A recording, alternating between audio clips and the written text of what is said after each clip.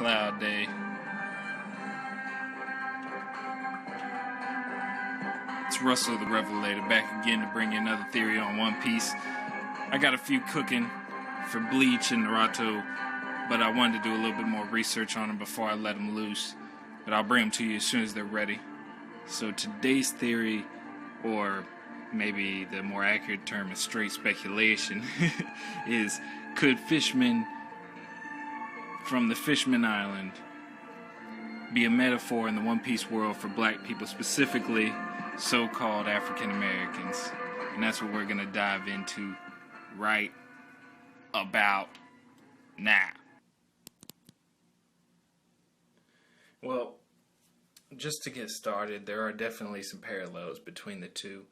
But before we get started, I want to preface this by stating Oda has referenced or paid homage to many cultures throughout One Piece.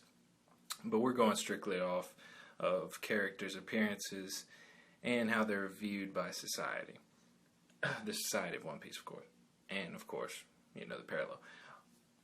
Although there are a few examples of fairly dark-skinned individuals like Doflamingo, Kuzan, Kizaru, Usopp, there's a couple, but as far as I can tell, it isn't hinted that they are actually of African descent and not just darker-skinned Asian men. Oh, you might be thinking, but Kuzan's curly hair and Usopp's as well could count as a hint. But fuck that, man. I worked hard on this theory, so don't shit on it until I'm finished.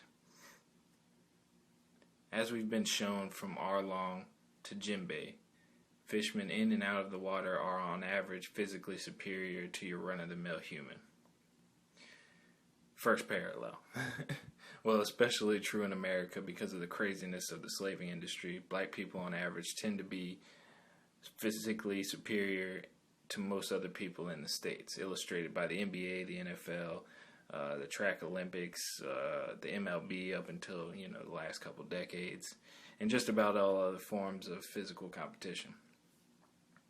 I thought it was uniquely ironic to have fishmen be a metaphor for black people, considering the stereotype that black people can't swim. But that's also another way of showing a parallel that this group of people has many stereotypes thought of as true representations of their entire race, rather than acknowledging them as individuals, which is our second parallel.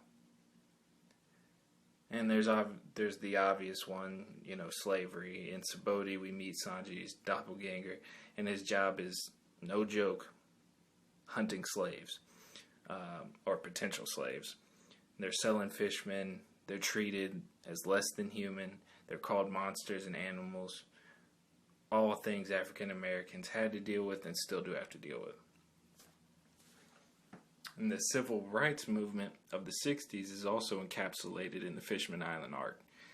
You have Queen Ortahime representing Dr. Martin Luther King's philosophy of integration and nonviolence, while Fisher Tiger represents something closer to Malcolm X's approach of by any means necessary in his freeing of the slaves. But, Hody, he was just a lunatic. And so I've done all this thinking.